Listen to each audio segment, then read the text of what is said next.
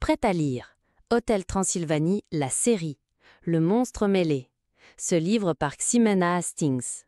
Hank et ses amis sont à la cafétéria de l'hôtel Transylvania. Hank est en train de fourrer joyeusement des frites de verre dans sa bouche lorsque Pedro prend le bras de Hank. Pedro utilise le bras de Hank pour se gratter son dos. « Mec, j'utilisais ça !» dit Hank.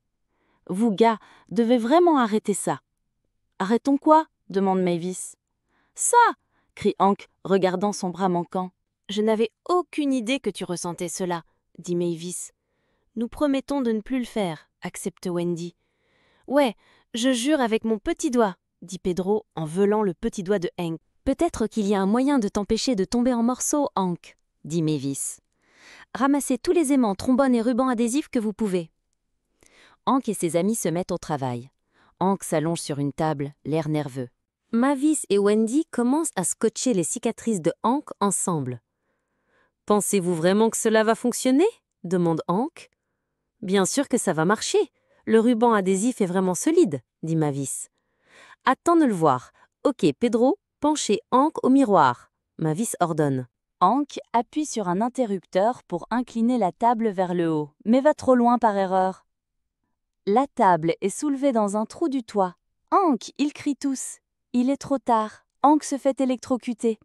Quand la table redescend, Hank est très différent. Mavis, Wendy et Pedro essayent d'arracher les bras de Hank, mais rien ne se passe. « La sainte rage !» s'exclame Mavis. « Hank, tu es un garçon humain !» Hank fait des tests dans l'hôtel. Peu importe ce qu'il essaie, il reste toujours en un seul morceau. « Comment te sens-tu, Hank ?» demande Mavis. « Je me sens vivant, vivant !» dit Hank. « Je suis passé du monstre à l'humain. » Tante Lydia entend Hank. « Un humain dans l'hôtel ?» hurle-t-elle. La plupart des monstres ont peur des humains et les monstres de l'hôtel commencent à paniquer.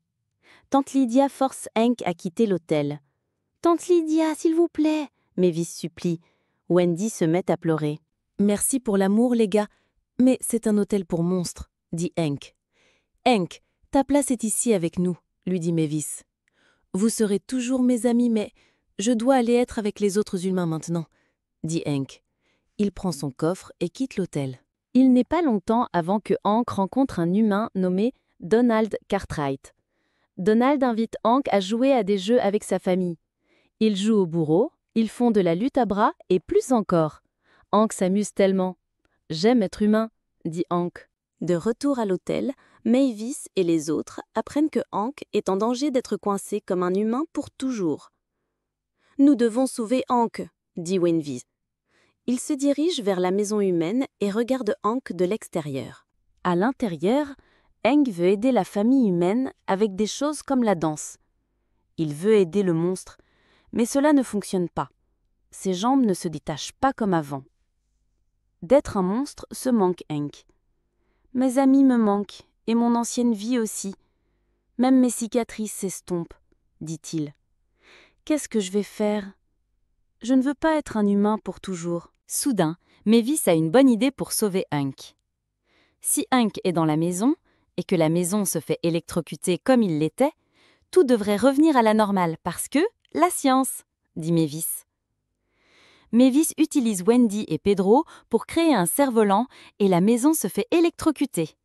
Hank redevient un monstre. De retour à l'hôtel Transylvania, Hank est heureux d'être à la maison. « Mec, je me sens bien !» dit Hank. « J'aime être moi-même et j'adore être un monstre. » Il se réjouit ça.